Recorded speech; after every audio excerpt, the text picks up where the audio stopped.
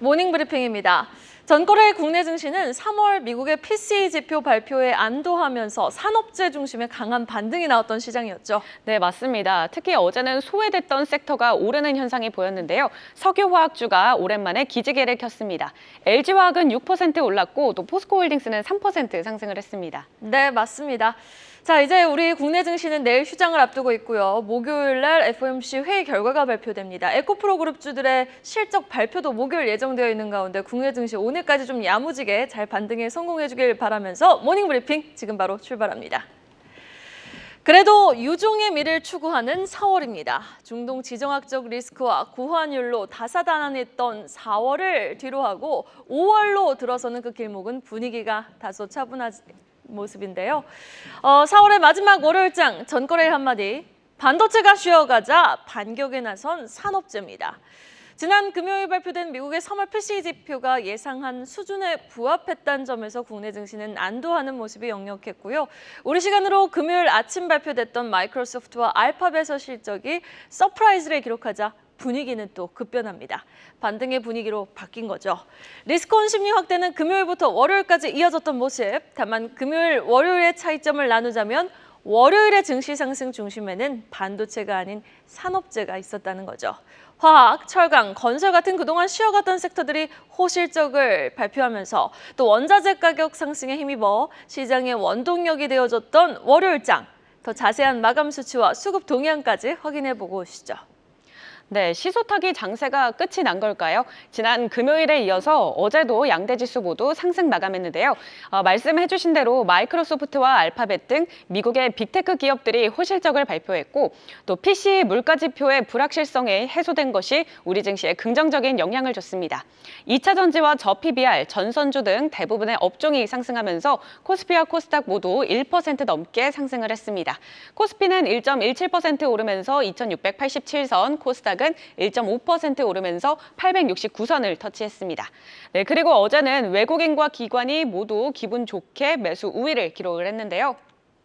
코스피에서 외국인과 기관이 3천억 원대, 그리고 코스닥에서는 외국인이 1,397억 원, 기관이 844억 원 순매수했습니다. 네, 이렇게 힘있는 시장 속에서 어제 구체적으로 어떤 섹터가 상승을 했을까요? 네, 유리기판과 전선 그리고 오랜만에 석유화학 업종이 강한 상승 탄력을 보였는데요. 먼저 유리기판주 안에서 캠트로닉스는 삼성전기와 유리기판 공급망을 구축하고 또 함께 연구개발을 추진한다는 소식에 10% 급등을 했습니다. 4거래일 연속 오름세를 보이고 있고요.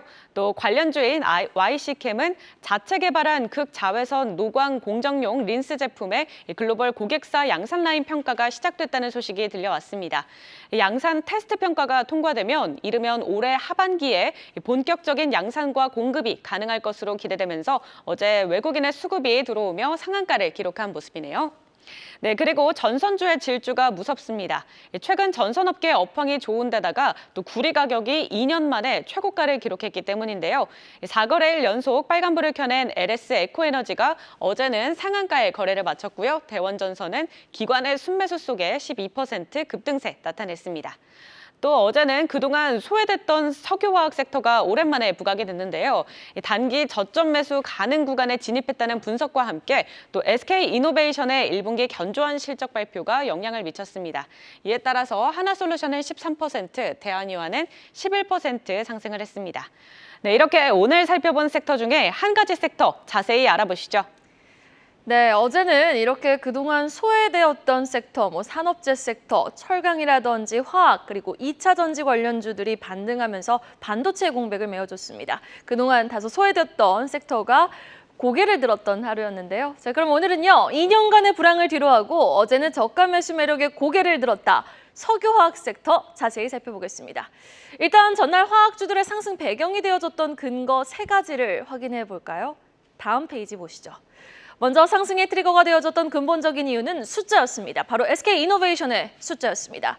SK이노베이션은 배터리 부문 실적 부진에도 에너지 화학 사업 쪽에선 호실적을 기록, 컨센은 무려 57%나 훨씬 웃돈 영업이익 6,247억 원을 기록하며 전 분기 대비 흑자 전환에 성공했습니다. 두 번째 배경은요, 바로 중국의 부동산 기업 지수가 어제 급등을 했기 때문입니다. 중국 경기 개선의 척도로 살펴볼 수 있는 부동산 경기, 그리고 그것을 인덱스로 확인해 볼 수 있는 선전에 상장되어 있는 이 부동산 지수가 6% 넘게 급등을 하면서 향후 인프라 확대 및 건설 경기 확대 기대감이 확 살아났던 거죠. 마지막으로 꼽아본 세 번째 근거는요, 바로 2분기 성수기 효과 및 환율 효과에 대한 기대감이 살아있는데, 아무래도 화학 사이클이 2년간 너무나 불황을 겪으며 주가가 현 시점 바닥에 있기에 저가 매력도가 부각이 됐기 때문으로 꼽아볼 수 있을 텐데요. 자, 그럼 오늘 이 시간 이 1번과 3번에 대한 배경 좀 자세히 확인해보며 향후 관련주들의 추가 상승 여력 고민해 보겠습니다. 먼저 숫자가 말해준 첫 번째 배경 더 자세히 뜯어보겠습니다. 사실 SK이노베이션 말은 흑자 전환이지만 하나하나 다 뜯어보면 글쎄요. 어제 주가는 느낌표로 반응해줬지만 물음표가 붙는 게 사실입니다. 석유화학은 확실히 돌아섰고 윤활유는 이전하고 비슷했고 배터리는 적자였습니다. 유가 상승으로 파생상품 투자도 손실이었고요. 자, 그러니까 정리를 해보면 영업이익은 시장 전망치를 크게 웃돌았지만 순이익 측면에서는 1분기 당기 순손실만 976억 원을 기록, 예상치를 한참 벗어났죠. 그런데 주가가 반응해줬던 그 이유는요, 화학 쪽에서 이 NCC, 국내에서 가장 많이 활용되는 석유화학 제조 방법 중 하나입니다. 이 나프타를 원료로 하는 공정 NCC 가동률이 작년 4분기 정기 보수를 끝내고 1분기 때 그동안 생산 못한 부분을 한 번에 몰아서 생산한 숫자가 화학 사업 쪽에서 찍힌 부분, 그리고 유가 상승으로 환 손해는 봤을지언정 이것이 정제마진 개선으로 이어지니 NCC와 유가 상승이 곧 화학사업 영업이익의 결정적 호실적 트리거였다라고 보시면 되겠습니다. 그리고 배터리 쪽도 하반기를 흑자 전환 목표 시점으로 잡은 부분도 더 이상 바닥은 없겠구나라는 안도감을 심어줬죠. 사실 SK이노베이션뿐 아니라 화학업계는 2분기가 계절적 성수기라는 말을 입을 모아하고 있습니다. 다음 페이지도 볼까요? 어제 발간된 하나증권 윤재성 연구위원의 석유화학 리포트 내용 정리해봤습니다. 석유화학 시황은 혼조세를 보이고 있지만 다만 주요 다운스트림 업체는 1분기 실적 전망이 호조이며 2분기 또한 성수기를 맞이하며 환율 효과가 부각될 것이라고 강조하고 있는데요. 자, 여기서 다운스트림이란 석유 산업은 크게 업스트림, 미드스트림, 다운스트림으로 이렇게 세 부문으로 나뉘는데요. 업스트림은 석유와 천연가스를 탐사 및 생산에 중점을 둡니다. 시추 작업하면서 자원 추출하는 거 생각하시면 되겠고요. 미드스트림은 석유가스 운송하고 저장하는 데 초점을 맞춥니다. 그리고 다운스트림은요, 이제 석유를 최종 제품으로 가공하고 판매하는 소비자와 만나는 지점을 담당하고 있다고 보시면 되겠습니다. 휘발유, 디젤 같은 연료뿐 아니라 아스팔트 같은 비연료 제품의 제조와 판매도 이 다운스트림에 해당을 하는 거죠. 그러니 다른 단계보다 시장의 수요와 공급에 의존을 하고 있고요. 2분기 미국에서도 기름 많이 쓰지 않습니까? 이 수요 확대 측면에서 계절적 성수기를 맞이하는 가운데 지금 2년 동안 긴 불황 터널을 지나온 화학주들 주가 바닥에 있습니다. 고로 여기서 단기 저점 매수가 가능하다라고 보고 있는 겁니다. 마지막 세 번째 포인트는요. 최근 중국 승용차의 타이어 가동률이 6년 내 최대치를 기록하고 있다는 부분을 꼽습니다. 하나증권은 타이어 관련 체인에 대한 긍정적 접근이 유효하다라고 강조하며 탑픽 종목 효성 첨단 소재와 KCC 그리고 금호석유, 효성 TNC 등을 꼽고 있습니다. 그럼 어제 유독 탄력적인 움직임을 보였던 화학주 한 번 더 정리해 볼까요? 관련주 보겠습니다. 먼저 대한유화입니다. 국내 5위 중소형 NCC 석화 업체입니다. 에틸렌 업황이 실적에 가장 큰 영향을 미친다고 보시면 되겠습니다. 주가는 어제 무려 11% 넘게 급등했습니다. 롯데케미칼도 보겠습니다.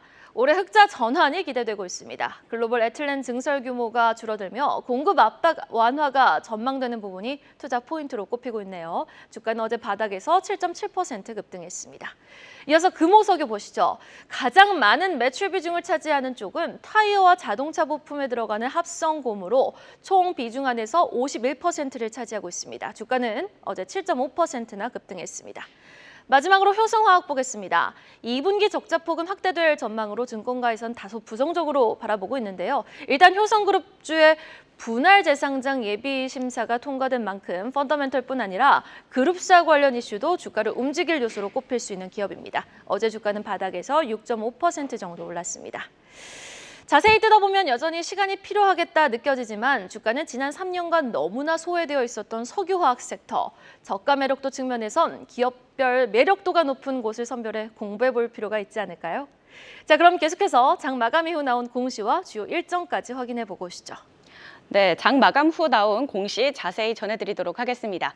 먼저 IMT는 마이크론 테크놀로지와 8억 7천만 원 규모의 HBM용 웨이퍼 세정 장비 공급 계약을 체결했다고 공시했는데요. 이는 매출액 대비 13%라고 합니다. 그리고 세아특수강은 생산 설비 투자 계획을 발표했는데요. 공장 증축 공사에 423억 원을 투자하기로 했다고 밝혔습니다. 자동차 조향 부품을 생산하기 위해 원주 공장을 증축해 신규 설비를 갖출 예정이라고 하네요. 네, 마지막으로 아모레퍼시픽은 1분기 영업이익이 727억 원으로 두 자릿수대 성장률을 기록했는데요. 국내 화장품 부문의 수익성이 크게 개선됐고 또 미국과 유럽에서 매출이 빠르게 성장하기 때문으로 분석되고 있습니다. 네, 이어서 오늘의 주요 일정도 체크해 보시죠. 마이크로소프트가 오늘 개발자와 엔지니어를 위한 AI의 모든 것을 주제로 마이크로소프트 AI 투어 인 서울을 개최할 예정인데요. MS 애저와 코파일럿을 활용한 AI 기술과 기능을 직접 체험하고 배울 수 있게 다양한 세션이 열린다고 하고요. 또 공식 파트너사인 엔비디아와 함께 AI 기술 콘텐츠와 노하우도 제공할 예정입니다. 오늘 AI 관련주에 주목해 보시고요. 또 오늘은 OCI와 한국항공우주, 한미약품의 1분기 실적이 발표가 됩니다. 실적에 따라 주가가 어떻게 움직이는지도 확인해 보시기 바랍니다. 네, 그리고 오늘 오전 10시 30분에 중국의 4월 제조업, 비제조업 PMI가 발표가 되니까요. 장중에 우리 증시에 어떤 영향을 미칠지도 눈여겨보시면 좋겠습니다. 네, 마지막으로 오늘의 증시 키워드도 알아볼까요? 네, 오늘의 첫 번째 키워드는 삼성전자 컨퍼런스 콜입니다. 오늘 대한민국 시총 1위 기업이 확정 실적을 발표하는 건데요. 잠정 실적에서도 봤듯이 반도체 업황 개선에 힘입어 전체 실적 증대가 이뤄졌을 것으로 관측되는 만큼 어제는 다소 쉬어갔던 반도체주들의 반등 여부 주목해 보시죠. 두 번째 키워드는 오늘 실적을 발표하는 다수의 기업들입니다. 삼성 SDI 호텔신라, 한화에어로스페이스, LG화학, 한미그룹 등 성적표를 공개하는 기업들의 숫자 꼼꼼하게 확인해 보시면서 향후 가이던스에 따른 주가 추이도 주목해 보죠. 마지막 키워드는 JLMNS의 코스닥 신규 상장으로 꼽아봤습니다. 2차 전지 만들 때 가장 먼저 진행되는 전극 공정 첫 번째인 믹싱 공정을 턴키로 공급하는 사업을 주된 사업으로 영위하는 업체 JLMNS. 글쎄요, 동종업을 하는 윤성애 FNC가 전날 7% 가까운 급등 양상을 보였던 만큼 화려한 신고식 오늘 한번 기대해보죠. 여러분, 오늘도 부자 되세요. 모닝브리핑이었습니다. 계속해서 다양한 경제 이슈를 알고 싶다면 구독과 좋아요, 알림 설정 부탁드립니다. AI 캐스터 권미정이었습니다.